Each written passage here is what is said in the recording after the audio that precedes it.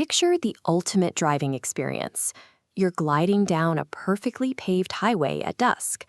There's no engine roar, no rattle, no exhaust, just clean energy and absolute uninterrupted silence.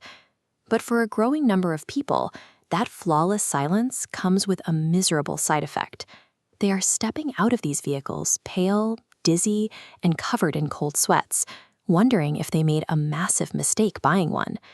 Spend a few minutes on automotive forums or massive Reddit threads, and you'll find hundreds of passengers reporting severe nausea.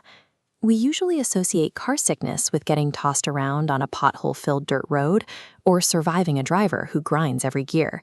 Yet here we are, seeing a spike in illness inside the quietest, smoothest machines ever built. The cars aren't broken. The problem is that by engineering away all the noise and vibration, we accidentally removed the critical sensory data our ancient biological hardware relies on to navigate the world.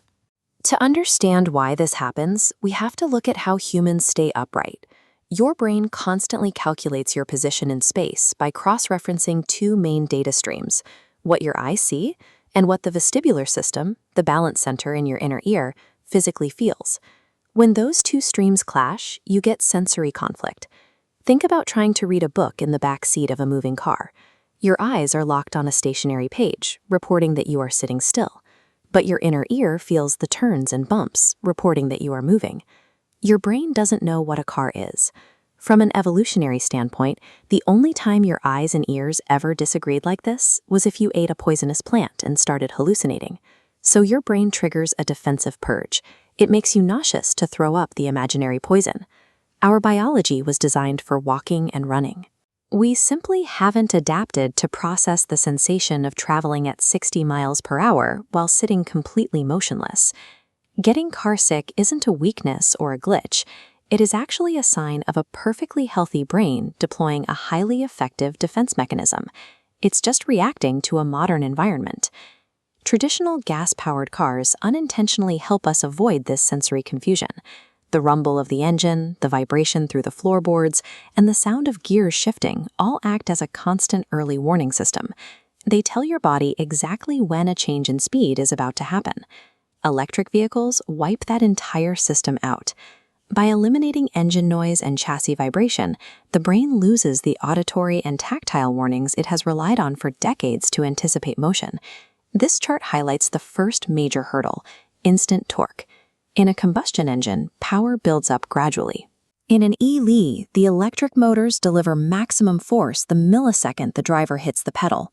Your body gets thrown back against the seat before your brain even knows you're moving. But the biggest culprit is regenerative braking.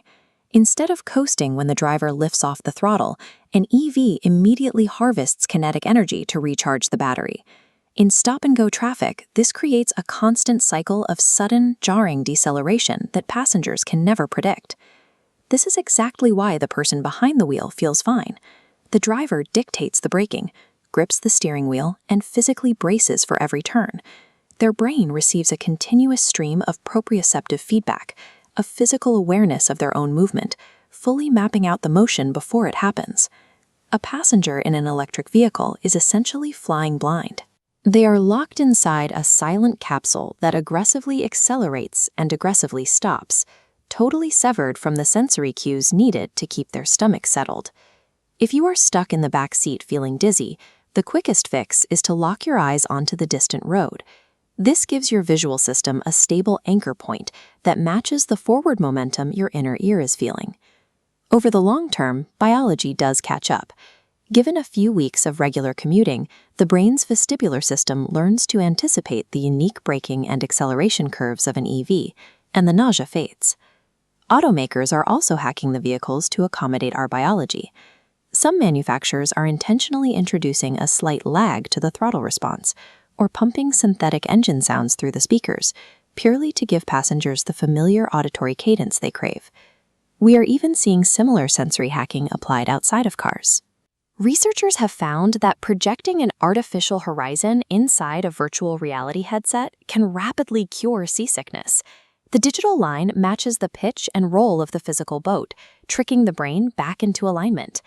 The rise of EV sickness highlights a gap between human evolution and modern engineering. Our technology easily outpaces our biology, but by understanding the raw data our senses demand, we can bridge that gap and engineer a truly comfortable ride into the future.